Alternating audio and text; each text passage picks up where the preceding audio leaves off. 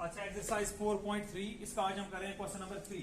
Question है find the roots of the following equation. Simply what we have to do, we have to find the roots of the these two quadratic equations.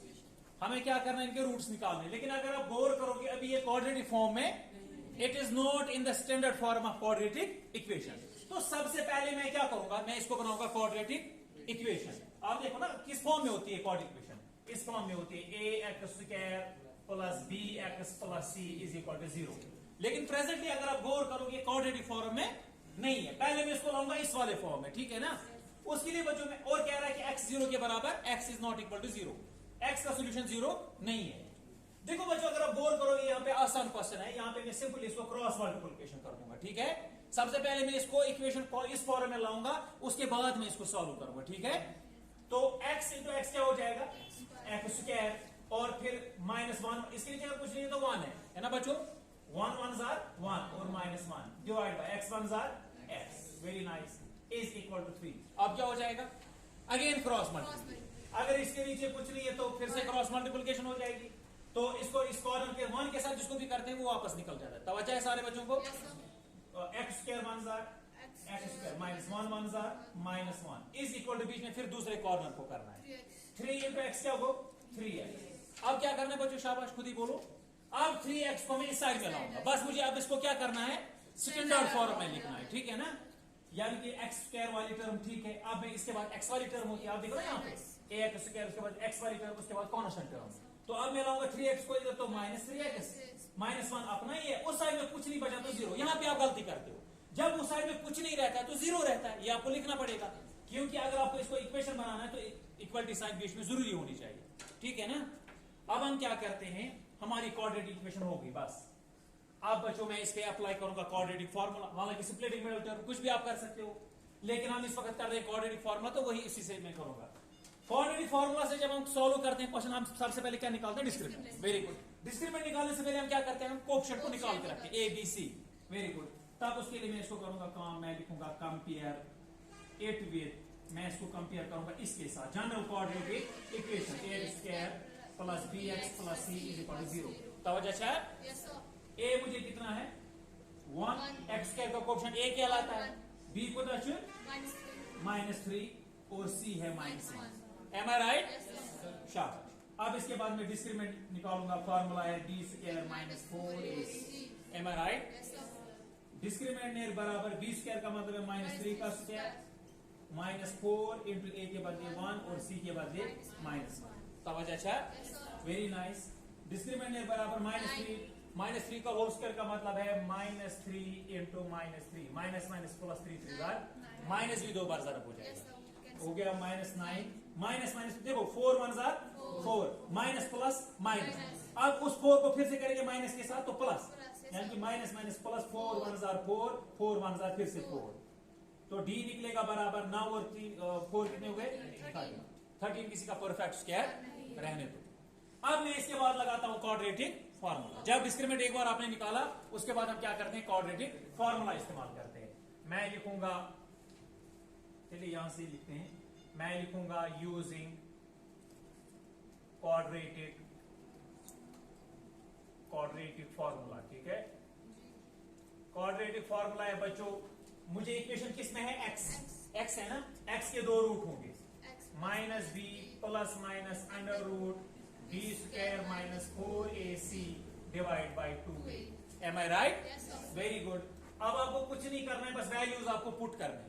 हालांकि मैं एक और तरीका भी आपको बताऊंगा, अगर आप डिस्क्रिमिनेंट नहीं निकालोगे, खाली यहां तक लिखोगे a b c, आप यहां पर भी वैल्यूज दे सकते हैं, तो है समझ, कोई फर्क नहीं है। लेकिन अब अगर आप डिस्क्रिमिनेंट निकाल के रखोगे तो आसान है। -b के बदले में क्या लिखूंगा बच्चों, मैंने निकाल के रखना है -3, लेकिन 2 माइनस है, एक फार्मूला का और एक अपना होगा, वहां पे ब्रैकेट रखना जरूरी है क्योंकि माइनस है। Very nice. Plus minus b square -4ac का मतलब होता है डिस्क्रिमिनेंट, इसके बाद में लिखूंगा 30। यहीं पे मैं आपको कह रहा था, अगर आपने नहीं निकाला डिस्क्रिमिनेंट, आप सिर्फ यहाँ पे ए बी सी निकाल के रखो, यहाँ पे फिर वैल्यूज दे दो बराबर, यहाँ पे भी आपका डिस्क्रिमिनेंट निकल जाएगा। तो अच्छा तवज्जो, वेरी नाइस। डिवाइड बाई 2 और इंटू ए के बदले 1। अगर किसी को समझ में नहीं आ रहा तो बोलो, माइनस को +3 प्लस माइनस, ये किसका परफेक्ट स्क्वायर नहीं है तो ऐसे ही इसको रहना है। ये अगर यहाँ पे मान लीजिए 16 होता, मैं इसके बदले क्या लिखता 16 का स्क्वायर रूट क्या 4, तो लेकिन ये किसी का परफेक्ट स्क्वायर नहीं है, तो 13 को ऐसे ही रहने देते हैं, डिवाइड बाय 2 1 जार, बस हमारे रूट्स निकल गए। अब एक बार प्लस लेंगे, दूसरी बार माइनस लेंगे, बस x निकलेगा 3 plus under root 13 divide by 2 comma x निकलेगा 3, दूसरी बार एक बार यहाँ प्लस, दूसरी बार माइनस, क्योंकि दो रूट होते हैं, minus under root 13 divide by 2। ये हमारे हो गए zeros of the given equation, ये इसके हो गए रूट्स। Very nice. अब हम करते हैं बच्चों इसी तरीके से इस सेकंड वाले पार्ट को, आसान है। अभी ये क्वाड्रेटिक फॉर्म में नहीं है, क्योंकि हमारी जो जनरल क्वाड्रेटिक इक्वेशन वो है ax square plus bx plus c is equal to 0। लेकिन अभी ये इस फॉर्म में नहीं है, अगर आप गौर करोगे, ये हमारी इक्वेशन यहां तक है, ये यहां पे कह रहा है x is not equal to -4 और 7, इसके इक्वल ये नहीं है। तो तब हम देखेंगे इस x का सोल्यूशन क्या आएगा। तो क्या करेंगे, फिर से क्रॉस मल्टीप्लिकेशन। अगर आप यहां गौर करोगे, x माइनस 7 को 1 से देंगे, वो निकलेगा x 1 x माइनस 7 1 7। फिर बीच में हम रखते हैं, अगर प्लस होगा तो प्लस, अगर माइनस होता है तो माइनस। ये माइनस असल में 1 का है, x 1 हो गया माइनस x, 4 1 -4। ना इसमें को कंफ्यूज, देखो देखो मैं बोलूंगा, ये माइनस जो है 1 का है, जब 1 को हम x के साथ देंगे तो माइनस x आएगा, जब हम 4 को देंगे -1 के साथ -4 आएगा। इसमें को कंफ्यूज, ये माइनस दोनों का है, डिवाइड बाय, अब x प्लस 4 को देना है x माइनस 7 के साथ। देखो ऐसे पहले इस x से करना है दोनों को, फिर 4 से करना है दोनों टर्म्स को, x into x square, x minus 7 हो गया -7x, 4 को x के साथ करो प्लस 4x, और 4 इंटू 7 -28, क्या बचा सही बना, is equal to 11 divide by 30। तवज्जो है, वेरी गुड। अब हम क्या करेंगे बच्चों, यहां पे थोड़ा इनको फर्दर सॉल्व करेंगे। देखिए -x और प्लस x कैंसिल, तवज्जो है। अब ऊपर क्या बचा, 7 और 4 कितने हो गए, -11, लेकिन -7 और -4 हम कर रहे हैं ना, -11 डिवाइड बाय, ये x स्क्वायर तो एक ही टर्म है, वेरी गुड। अब यहाँ पे x वाले दो है, एक को माइनस है दूसरे को प्लस, क्या हो जाएगा 7x बोलो 4x -3x, वेरी नाइस, और -28 अपना is equal to 11 divide by 30। मैं सही कह रहा हूं, वेरी गुड।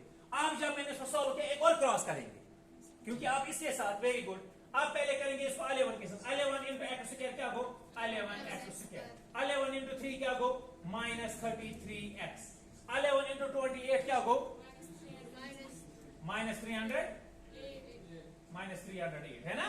1 करो बिग स्क्वायर, 30 इंटू 11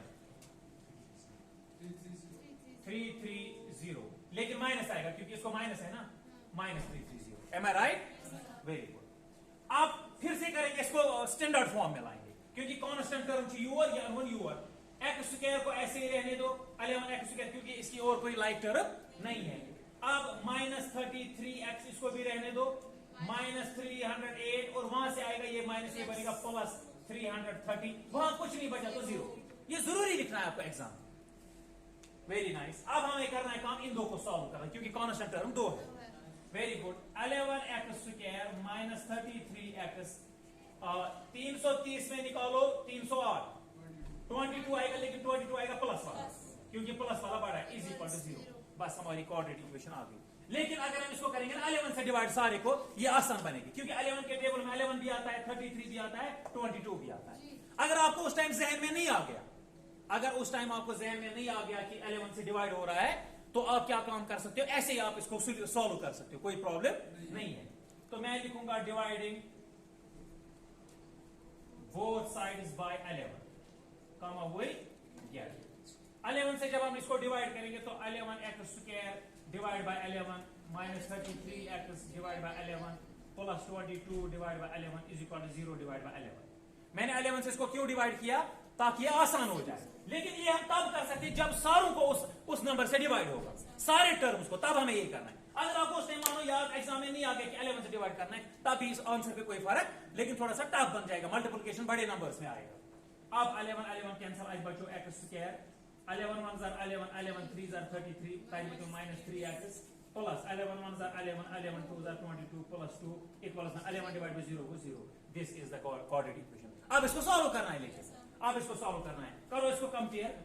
अब मैं डायरेक्ट लिखूंगा, a कितना है 1, b कितना है -3, c कितना है 2।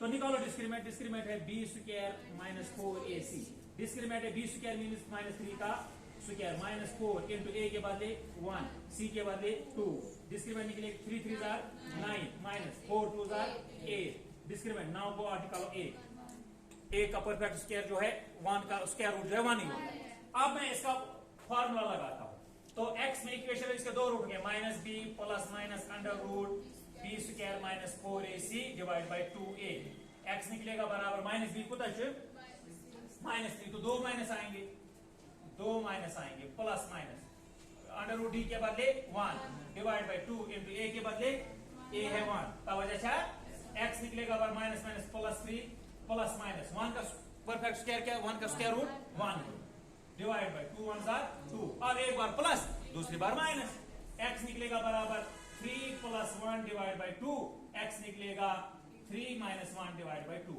x निकलेगा बराबर 4 डिवाइड बाय 2 x निकलेगा बराबर 2 डिवाइड बाय 2 तीन में एक बता दो 2 1 जार 2 2 2 जार 4 x निकलेगा 2 कमा x 2 1 जार 2 2 1 जार 1 डिवाइड बाय 1 हो गया 1 x निकला 1 x के दो सॉल्यूशन आ गए 2 कमा 1 ये इसके हो गए इसके ना roots these are the two roots of the given equation आवाज समझा सब